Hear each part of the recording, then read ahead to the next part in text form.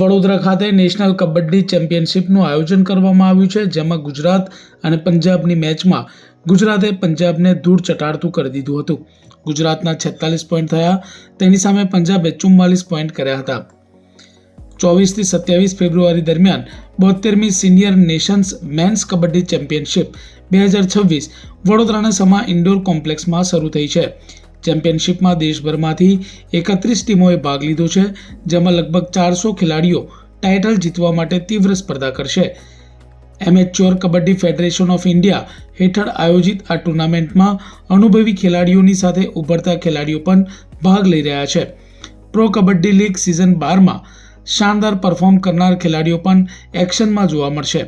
સમા sports complex ખાતે આયોજિત કબડ્ડી ટુર્નામેન્ટમાં વડોદરાવાસીઓ ખૂબ ઉત્સાહ બતાવ્યો હતો.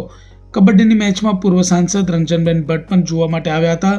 કબડ્ડી એ નેશનલ ગેમ છે, જેના કારણે લોકોમાં તેને લઈને એક અનોખો ઉત્સાહ જોવા મળી રહ્યો છે.